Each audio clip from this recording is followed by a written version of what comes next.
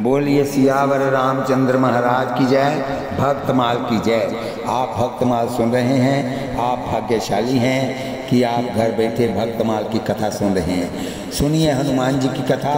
सुमरी पवन सुत पावन नामू, अपने बस कर राखे रामू। जो पवन पुत्र हनुमान जी का नाम जपते हैं उनके बस में श्री राम हो जाते हैं। आप सुनिए इनका जन्म कैसे हुआ। स्वर्ग की परम सुंदरी पुंजी कस्थला नाम की कस्थला की नाम की अप्सरा एक ऋषि का उपहास करने के कारण शापवश कुंजर वानर की कन्या अंजना नाम की वानरी के रूप में जन्मी। कहीं कहीं अंजना को गौतम और अहल्या की पुत्री लिखा गया है, क्योंकि ये जो युग हैं त्रेता, सतयुग, द्वापर और कलयुग, ये चार युग 125 करोड़ बार घूम चुके हैं और हर 4 युग के बाद राम का अवतार होता है, फिर कृष्ण का अवतार होता है। और हर युग में भगवान एक जैसी लीला नहीं करते। किसी लीला में वो कुंजर वानर की बेटी हुई और किसी युग में वो अंजना गौतम ऋषि और अहल्या की पुत्री हुई। अंजना का विवाह वानर राज केसरी से हुआ। वानर जोनी में भी वह ऋषि के अनुग्रह से इच्छा अनुसार रूप धारण कर सकती थी। एक बार वह मानवीय रूप धारण कर सुंदर वस्त्र, आभूषण, माला आदि से विभूषित होकर पर्वत शिखर पर खड़ी होकर प्राकृतिक सौंदर्य देख रही थी। पवन देव ने उनके रूप पर मोहित होकर मन से उनका आलिंगन किया। अंजना ने अनुभव किया जैसे मुझे कोई स्पर्श कर रहा हो। फिर तो वह अपने वस्त्रों को संभालती हुई अपने स्पर्श करने वाले को डांट कर बोली, कौन डीठ मेरे सती तब को भंग करना चाहता है। वह शाप देने के लिए प्रस्तुत ही हुई थी कि सहसा पवन देव ने प्रकट होकर अंजना को आश्वासन देते हुए कहा, मैंने अव्यक्त रूप से तुम्हारा आलिंगन करके मानसिक संकल्प द्वारा अपने समान बल पराक्रम से संपन्न एवं परम बुद्धिमान पुत्र प्रदान किया है। पुत्राभिलाषिनी अंजना प्रसन्न हो गई और पुत्र का वरदान पाकर जिसके प्रभाव से सब प्रकार से पवन के समान श्री हनुमान जी पवन के औरस और केसरी के क्षेत्रज पुत्र उत्पन्न हुए। बोलिए वृंदावन बिहारी लाल की जय। पवन तने बल पवन समाना, बुद्धि विवेक विज्ञान निदाना। दूसरी कथा एक समय की बात है जब अत्यंत अद्भुत लीला करने वाले भगवान शिव को श्री विष्णु के मोहित रूप दैत्यों को मोहित कर उनसे अमृत लेकर देवताओं को पिलाने के लिए भगवान ने ये रूप धारण किया था। शंकर के द्वारा दर्शन हुआ तब वह कामदेव के बाणों से आहत हुए की तरह शुभ हो उठे। उस समय उन महेश्वर शिवजी ने भविष्य में श्री राम कार्य की सिद्धि के लिए अपना तेज पुंज गिरा दिया और उसको अशोक पत्थर के ऊपर रख लिया। और तब शंकर जी ने पवन देव को याद किया कि पवन देव जल्दी आ गए और अशोक पत्थर पर रखा हुआ वो तेज पुंज जो था बताया पवन देव जी को किया, अंजना पर्वत पर चले जाओ। वहाँ अंजनी ने एक कुटिया बनाई हुई है और कुटिया के अंदर से उन्हें एक बांस की नली बनाकर आए हुए यात्रियों को, जाते हुए यात्रियों को पानी पिलाती है अंदर से, गड़वी में पानी डाल देती है और बांस की नली से लोग पानी पी लेते हैं। और आप जाकर उससे कहना कि अंजना माँ, मैं तुम्हें तुम्हारे कान में एक संदेश देना चाहता हूँ, और आप अपना कान नली के पास कीजिए, और जब नली के साथ वो कान जोड़े तो तुम इधर से फूंक मारना, और ये जो मेरा तेज पुंज है कान के द्वारा उसके हृदय में, पेट में प्रवेश कर जाएगा। बोलिए वृंदावन। क्योंकि अंजना ने एक बार तप किया था श्री शंकर भगवान का। शंकर भगवान प्रकट हुए और उसने कहा कि आप मेरे पुत्र बनकर आइए। शंकर जी ने कहा कि मैं किसी का पुत्र नहीं बन सकता, और वो अंतर ध्यान हो गए। और उसी कारण देखो भगवान जो लीला करते हैं, ये सारी लीलाएं भगवान विष्णु के द्वारा उनके हुक्म से हो रही हैं। और उसने तप भी किया था, मुझे तेरे जैसा पुत्र हो, और उनके अंदर वो जो तेज पुंज चला गया, इसके कारण वो शंकर सुमन केसरी नंदन भी हुए। एक बार केसरी नंदन उसका पति भी आया था, एक रात वो भी बिता गया था अंजना के पास। बोलिए वृंदावन बिहारी लाल की जय। तब सप्त ऋषियों ने उस पत्थर को, अशोक पत्थर को डोने में रख लिया। पश्चात श्री राम कार्य हेतु शंभु के उस तेज पुंज को अंजना के कर्ण मार्ग से प्रवेश करा दिया। किसके द्वारा? पवन के द्वारा। उसके फलस्वरूप श्री हनुमान जी प्रकट हुए। बोलिए वृंदावन बिहारी लाल की जय। यहाँ पर लिखा शंकर सुमन केसरी नंदन, वो शंकर पुत्र भी है, केसरी नंदन भी है, तेज प्रताप महा जगवंदन, पवन पुत्र भी हैं, पवन के द्वारा गए थे वहां पर। रुद्र देह तजी नेह बस बानर भय हनुमान। बोलिए वृंदावन। तीसरी कथा है ब्रह्मलोक की दिव्या अप्सराओं में से सर्वंचला नामक अप्सरा की कुचेष्टा से क्रुद्ध होकर ब्रह्मा जी ने उसे मृत्युलोक में गिरदी हो जाने का श्राप दे दिया था। अनुग्रह के लिए प्रार्थना करने पर प्रार्थना की उस स्वर्ण चला अप्सरा ने, तो ब्रह्मा जी ने कहा राजा दशरथ के पुत्रेष्टि यज्ञ में अग्निदेव चरु के साथ प्रकट होंगे। वह चरु तीनों रानियों में वितरित होगा। तू कई के भाग का चरु लेकर उठ जाएगी। चरु को तुम खा नहीं सकेगी, किंतु उसके स्पर्श मात्र से शाप से मुक्त होकर सब रूप प्राप्त करके ब्रह्मलोक में आ जाएगी। ब्रह्मा जी के वचनानुसार वैसी ही घटना घटी। महारानी कैकेयी जी अपने भाग का पायस हाथ में लिए हुए पाने का विचार ही कर रही थी कि सहसा आकाश से एक गिरदी झपट कर चरु को अपनी चोंच में भरकर आकाश में उड़ गई। इधर अंजना ने पुत्र की प्राप्ति के लिए 7000 तप देखो कितना किया है। ऐसे नहीं हनुमान जी उसके घर में आ गए, ऐसे नहीं शंकर सुमन केसरी नंदन, क्योंकि 7000 वर्ष तप किया। आप 70 मिनट नहीं कर सकते तप, बैठे बैठे उकता जाएंगे। 7000 वर्षों तक आशुतोष भगवान शिव की उपासना की। प्रसन्न होकर भोलेनाथ ने कहा एकादश रुद्रों में से मेरा अंश 11वां रुद्र ही तुम्हारे पुत्र के रूप में प्रकट होगा। मेरी प्रेरणा से पवन देवता तुम्हें प्रसाद देंगे, उस प्रसाद से ही तुम्हें सर्वगुण संपन्न पुत्र की प्राप्ति होगी। अंजना अंजलि पसारे प्रसाद की प्रतीक्षा करती हुई शिव मंत्र का जप कर रही थी। उसी समय उक्त गिरिधि कैकेयी के भाग का पायस लिए आकाश में उड़ती हुई जा रही थी। सहसा झंझावात आया, पायस उसकी चोंच से गिर गया। पवन देव ने उस पायस को अपने तेज के द्वारा अंजना की अंजनी में डाल दिया।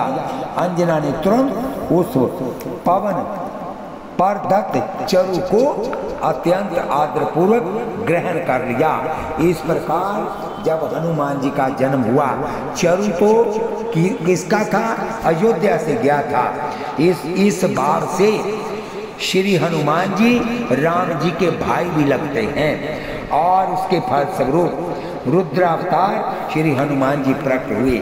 यही शरीर रति राम सो आदर ही सुजान, रुद्र देह तज दे नेह बस बानर भय हनुमान।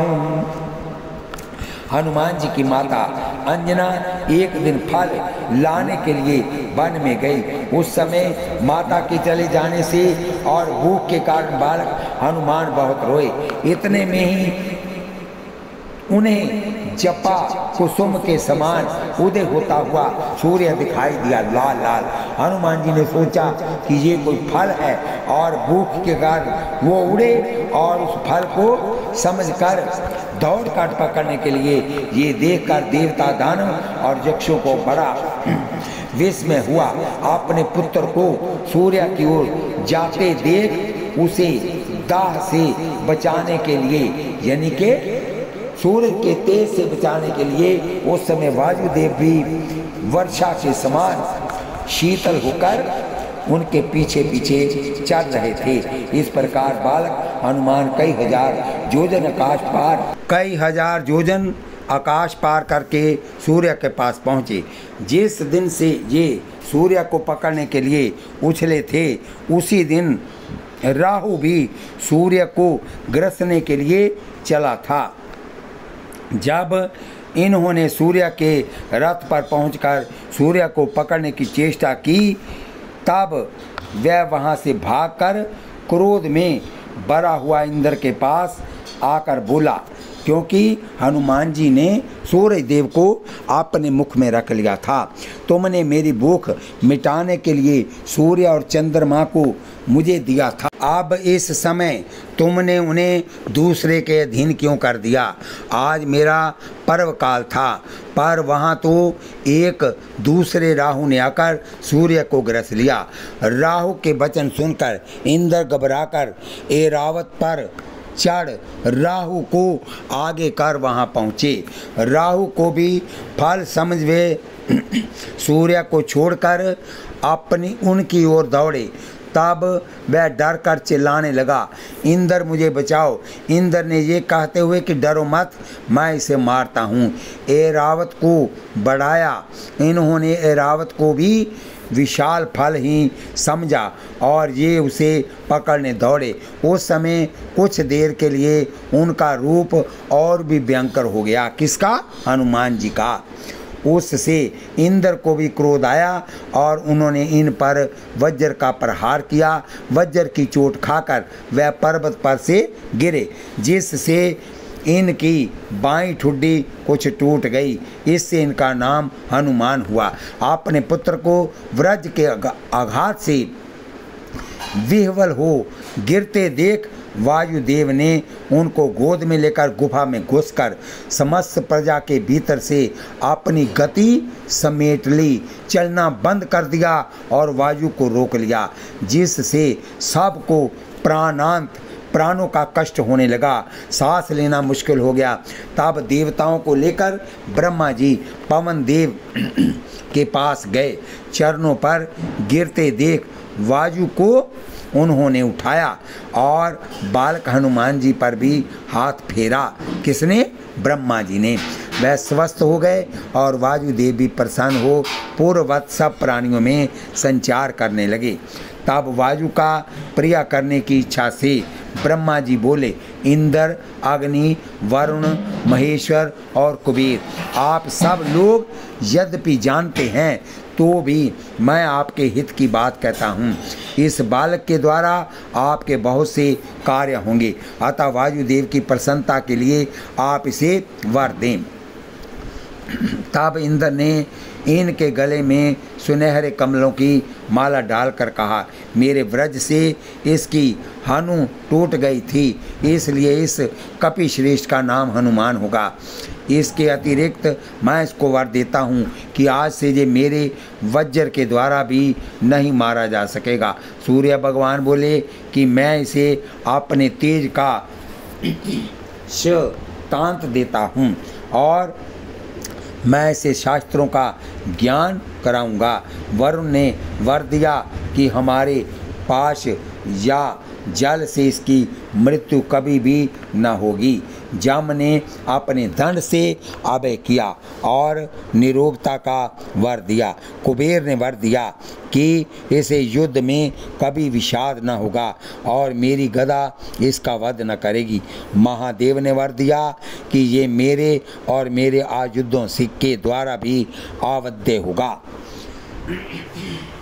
विश्वकर्मा ने अपने बनाए समस्त दिव्य अस्त्रों से आवध्य होने और चिरंकाल तक जीवित रहने का वर दिया।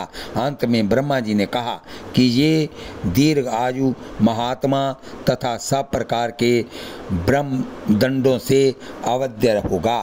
फिर पवन देव से बोले कि तुम्हारा पुत्र शत्रुओं के लिए भयंकर होगा, इसे कोई ना जीत सकेगा। ये इच्छा अनुसार रूप धारण कर सकेगा और जहाँ चाहेगा जा सकेगा। इसकी अव्याहत गति होगी, वह बड़ा यशस्वी होगा। सभी की स्वाभाविक महाबल के साथ साथ वरदान जनित शक्ति से संपन्न अंजना नंदन कपि सुलभ चंचल स्वभावश महर्षियों के आश्रम में जाकर उपद्रव किया करते थे। ऋषियों के बर्तन तोड़ देते थे उठा उठा के, और जिस पहाड़ पर कोई तपस्वी तपस्या कर रहा था उसको उठाकर कहीं और ही रख देते थे। ये शांत चित्त महात्माओं के यज्ञोपयोगी पात्र फोड़ डालते थे। अग्निहोत्र के साधनभूत शत्रुआ आदि को तोड़ डालते, बल कलों को चीर फाड़ देते थे, वस्त्रों को।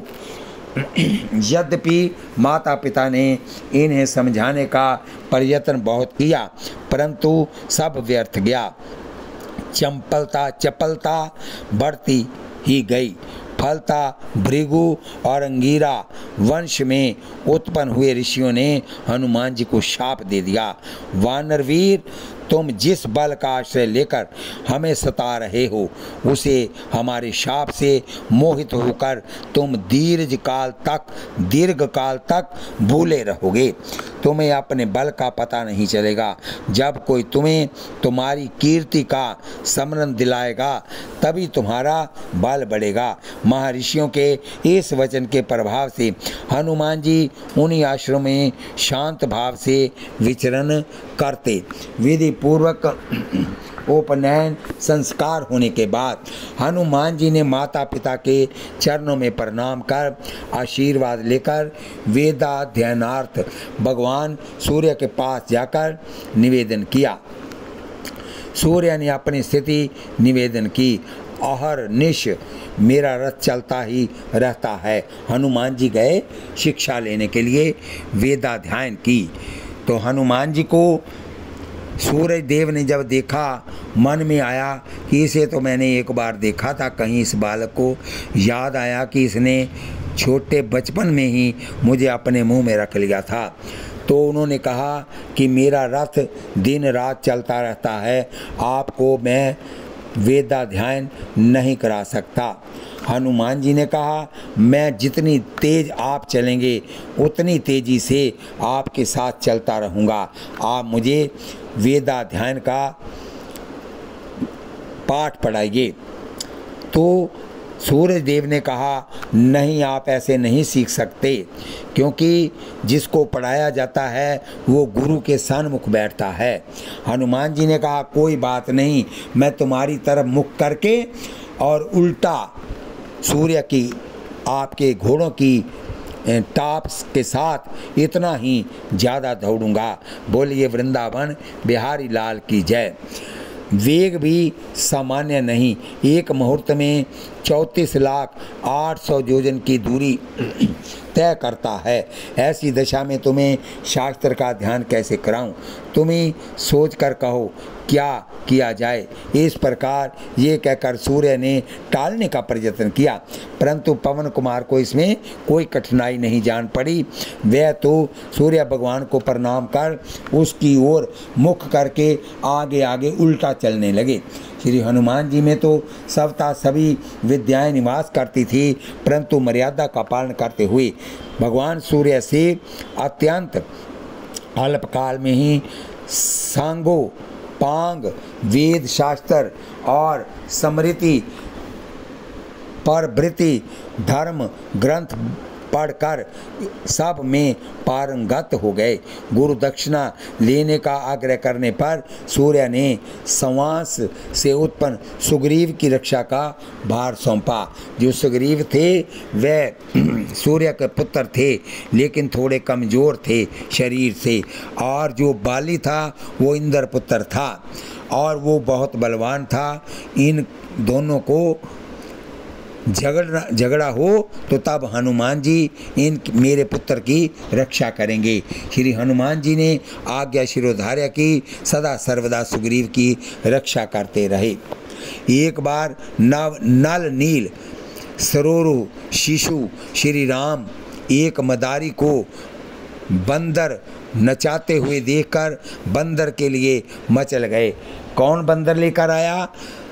शंकर भगवान नवनील सरोरु लेकर आए और राजा दशरथ के आंगन में नाचने लगे और बंदर को नचाने लगे। बहुत से बंदर मंगाए गए, परंतु किसी से भी लाल की ललक मिटी नहीं।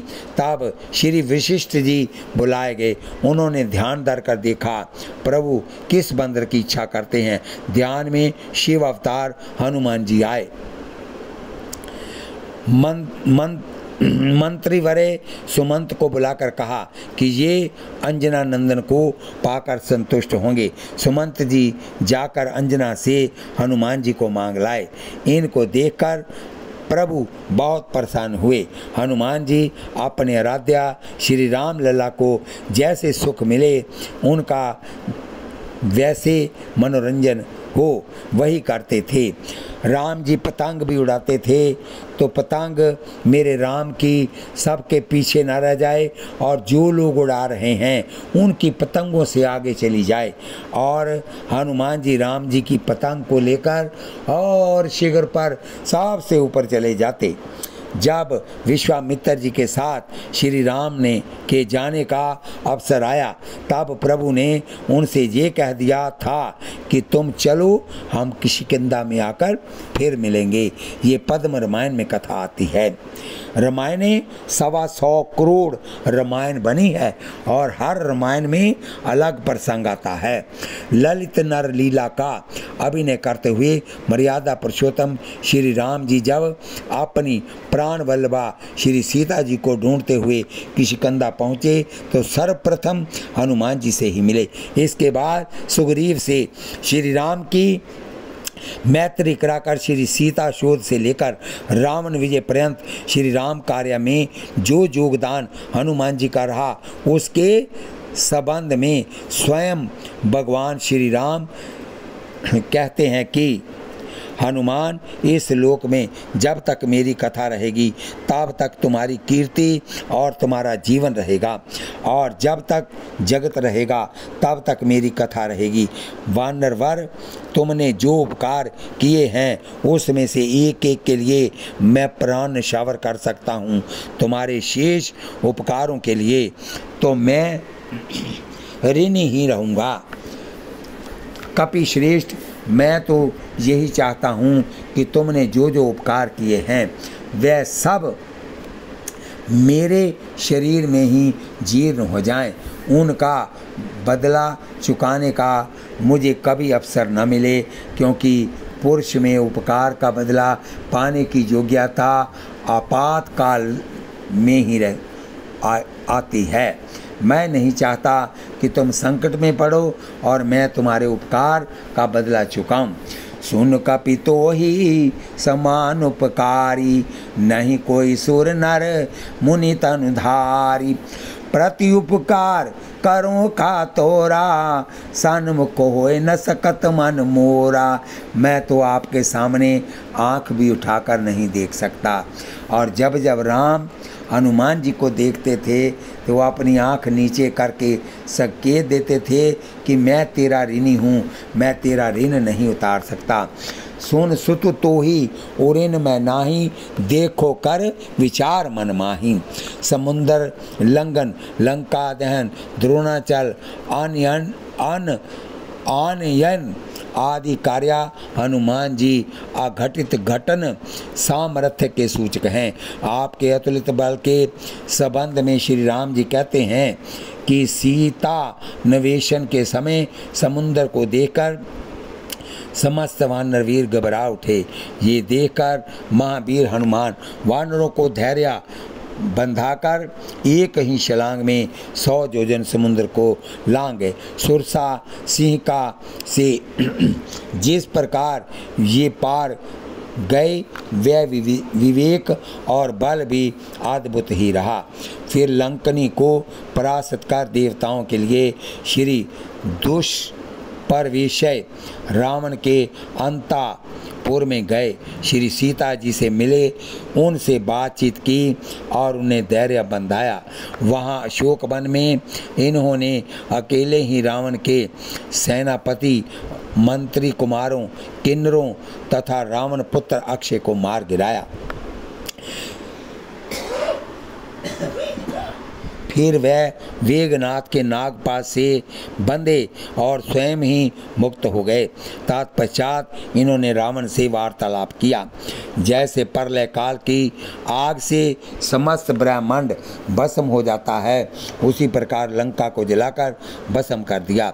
युद्ध में हनुमान जी के जो पराक्रम देखे गए हैं, वैसे वीरतापूर्ण कर्म ना तो काल के, ना इंद्र के, ना भगवान विष्णु के और ना वरुण के ही सुने जाते हैं। मुनीश्वर, मैंने तो इन्हीं के बाहुबल से भविष्य के लिए लंका शत्रुओं पर विजय, अयोध्या का राज्य तथा सीता, लक्ष्मण, मित्र और बंधुजनों को प्राप्त किया है। श्री राम जी कहते हैं कि शूरता, दक्षता, बल, धैर्य, बुद्धिमता, नीति, पराक्रम और प्रभाव, इन सभी सद्गुणों ने हनुमान जी के भीतर घर कर रखा है। सेतु बंधन के समय सुमेर गिरी तक से गिरी शिखर लाए गए थे। श्री हनुमान जी द्रोणाचल के एक शिखर के रूप में स्थित गोलोक से अवतरित प्रेम पुंज गोवर्धन गिरी को भगवत दर्शन कराने का प्रलोभन देकर लिए चले आ रहे थे। वज्र वसुंधरा में पहुँचे ही थे वृंदावन में कि प्रभु का आदेश पहुँचा कि जिसके हाथ में जो पर्वत या पत्थर या वृक्ष है, जहाँ कहीं हो वह वहीं उन्हें छोड़कर तुरंत प्रभु के समीप पहुँच जाएं, क्योंकि पुल बन चुका है। श्री गोवर्धन अत्यंत उदास हो गए और रोने लगे। श्री हनुमान जी ने प्रभु से गिरिराज की व्यथा निवेदन की। भगवान ने वचन दिया, अगले अवतार में मैं गिरि गोवर्धन को सिर माथे पर धारण करूँगा, परम पूज्य पद पर धारण करूँगा। श्री हनुमान जी ने जब ये शुभ संदेश गिरिराज गोवर्धन को सुनाया तो उनके मुख से बरबस निकल पड़ा, मोह पे होए ना प्रति उपकारा, बंदों तब पद बार ही बारा। श्री कृष्ण अवतार में आते हैं और उस गोवर्धन पर्वत को उठाते हैं। युद्ध के समय रावण के कहने पर पातालवासी अहिरावण भविष्य का वेश बनाकर रात्रि में वानर बालुओं के बीच निश्चिंत सोए हुए राम लक्ष्मण को चुरा ले गया। यद्यपि श्री हनुमान जी जग रहे थे, परंतु भविष्य का वेश देखकर कुछ कह नहीं सके। भगवान की इच्छा ही मुख्य है। प्रभु को ना देखकर सेना में कोहराम मच गया। श्री हनुमान जी के बताए हुए सूत्रों से भविष्य ने तुरंत ही इसे अहिरावण की चाल समझकर उनके यहाँ तक पहुँचने का सब भेद बताकर महावीर हनुमान जी को तत्काल भेजा। पाताल में पहुंचकर मुख्य द्वार पर एक अपने समान आकार वाले बानर को द्वार रक्षक देखकर हनुमान जी को आश्चर्य हुआ, और महान आश्चर्य तो तब हुआ जब सुने कि ये वानर हनुमान जी का पुत्र है। वो बाद में पता लगा इन दोनों का आपस में युद्ध हुआ, और ना हनुमान जी हार रहे थे और ना ही मकर ध्वज हार रहे थे। दोनों ही एक साथ गिरते और एक साथ उठते, एक साथ मारते।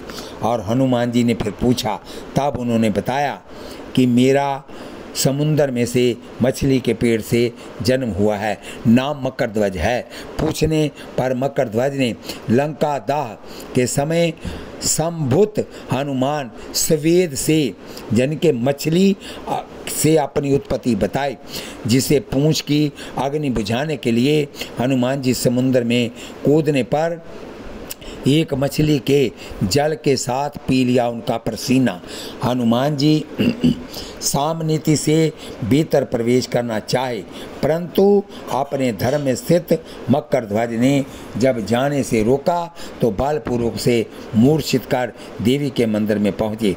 अति लघु रूप से देवी पाताल में धंस गई। अहिरावण के अर्पित समस्त नैवेद्य को सानंद पाकर हनुमान जी अहिरावण वध के लिए प्रभु का रुख देख रहे थे। उधर अहिरावण ने श्री राम और लक्ष्मण को बलि वेदी पर प्रस्तुत कर अपने संरक्षण का स्मरण कराने को कहा, और ज्यों ही श्री राम जी ने हनुमान जी की ओर देखा तो श्री हनुमान जी ने अहिरावण के हाथ से तलवार छीनकर अहिरावण के साथ साथ पातालवासी समस्त निशाचरों का क्षण मात्र में संहार कर दिया। श्री राम लक्ष्मण को कंधे पर बैठाकर तुरंत सेना में आ उपस्थित हो गए। देखकर सब ने कहा जय हनुमान, और हनुमान जी ने कहा जय श्री राम। युद्ध समाप्त हुआ।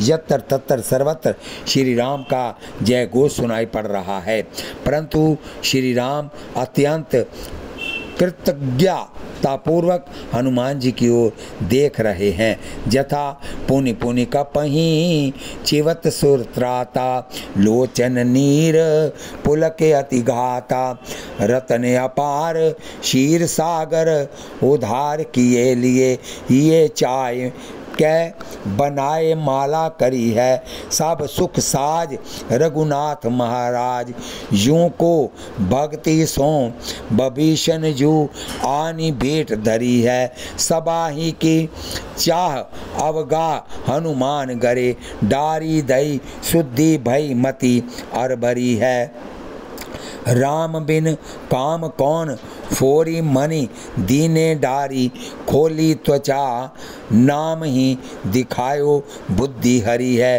देवता और दैत्यों के द्वारा क्षीर सागर मंथन करने पर बहुत से अमूल्य रतन निकले। सबको जीतकर रावण ने वह रतन छीन लिए और अपने कोष में रखे। विभीषण ने बड़े प्रेम से उन रत्नों की एक माला बनाई। राज्याभिषेक के समय सभी सुख के साज समाज से युक्त श्री रघुनाथ जी को विभीषण जी ने वही रतनमाला भक्ति पूर्वक भेंट की। उसे देखकर सभा के सभी लोगों को लेने की बड़ी भारी इच्छा हुई। श्री रघुनाथ जी ने वह माला हनुमान जी के गले में डाल दी। हनुमान जी श्री चरण सेवा में मगन थे। माला के स्पर्श से उन्हें होश हुआ। माला देखकर बुद्धि घबरा गई।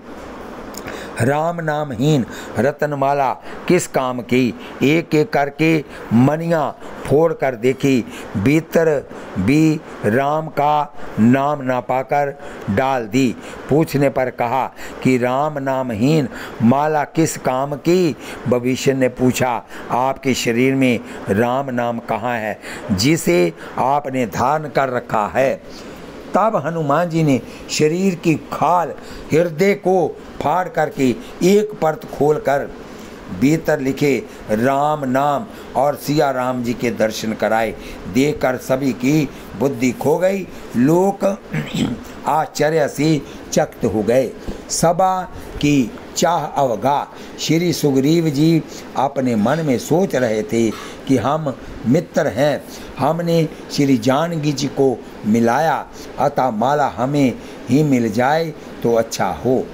श्री अंगद जी विचारते कि मैंने रावण से शास्त्रार्थ किया, उसके 4 मुक्त गिराए, पांव रूपा युद्ध में घोर संग्राम किया, अतः हमको मिलनी चाहिए।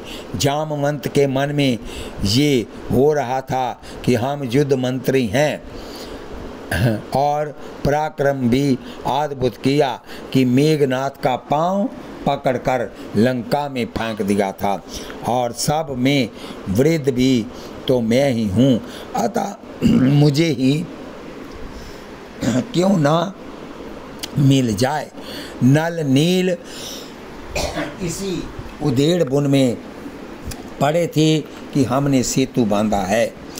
यदि हम ये कार्य न करते तो सबका पुरुषार्थ धरा ही रह जाता, अतः हमको मिलेगी। इस प्रकार सभी की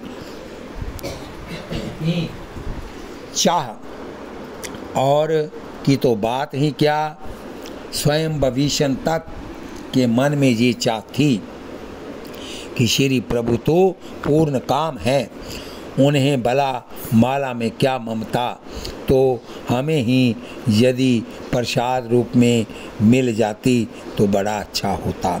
एक हनुमान जी सर्वदा निष्काम थे, सर्वज्ञा। श्री प्रभु ने विचारा, माला एक है, चाहने वाले अनेक हैं, सेवा सबने की है, यदि एक को देता हूँ तो शेष अप्रसन्न होते हैं, पक्षपात की कल्पना होगी। अतः प्रभु जी ने माला श्री जानकी जी को दे दी। इसमें किसी को ऐतराज नहीं, क्योंकि बल्लभा है और श्री जानकी जी ने हनुमान जी को पहना दिया, इसमें भी किसी को ऐतराज नहीं। इसीलिए कि जानकी की जनक श्री जनक जानकी माता के लौटते जो है लड़ेते जो हैं, श्री जानकी माता जी के लड़ेते जो हैं, लाडले हैं। माँ निरंतर आशीर्वादों की वर्षा करती रहती। अपने अंजनय पर बोलिए वृंदावन बिहारी लाल की जय। आशीष दीन राम प्रिय जाना, हो तात बलशील निदाना, अजर अमर गुण निधि सुत हो, करहु बहुत रघुनायक सोई, सुन सुत सद्गुण सकल तव, हृदय बसहु हनुमान, सानुकुल कोमलपति रहूं समेत अनंत। इसका आध्यात्मिक अभिप्राय जुगल सरकार सन्मुख विराजमान है। इन्हें न चाहकर माला की चाह होना मानसिक दुर्बलता है। सर्वांतर्यामी प्रभु ने सबके हृदय की इस कमजोरी को दूर करने के लिए ही श्री हनुमान जी के माध्यम से सबको उपदेश दिया। श्री हनुमान जी के निष्ठा से प्रभु परिचित हैं कि इनके रोम रोम में नाम है, अतः श्री जानकी जी को दे दिया और जानकी जी ने हनुमान जी के गले में डाल दिया। शुद्धि भई, गले में माला पड़ी तब शुद्धि भई। किसको? हनुमान जी को। इससे जनाया गया कि अब तक इन्हें शुद्धि ही नहीं थी कि कैसी माला है और कैसी लोगों की चाह है। वह तो जुगल सरकार के श्री चरण कमल के दर्शन में तल्लीन थे। अब शुद्धि भई कि ये क्या है, मति और भरी है। असमंजस में पड़ गए कि इसे क्या करूं। तत्काल विचार आया, बोलिए वृंदावन श्री लाडली लाल की जय, सियावर रामचंद्र की जय, हनुमान जी महाराज की जय। इस कथा को हम यही विश्राम देते हैं, आगे फिर कथा होगी। आप भाई बंधु माता पिता भाई बहन बेटी बेटे सभी मिलकर मुझे सब्सक्राइब शेयर लाइक करें, यही आपका आशीर्वाद है। और आप मेरा साथ सदा देते रहें ताकि मैं आपके समक्ष नई से नई कथा भक्तमाल की सुनाता रहूं। बोलिए वृंदावन बिहारी लाल की जय। आगे फिर कथा होगी। कथा सुनते वक्त आप हाथ में माला लीजिए और जीवा से नाम जपिए, आँखों से दर्शन कीजिए और मुख से नाम जपिए। एक पंथ चार काज, आपको भगवान भक्ति दे, आपकी सभी इच्छाएं पूर्ण हो, जो जो आपके मन में हैं। बोलिए वृंदावन बिहारी लाल की जय।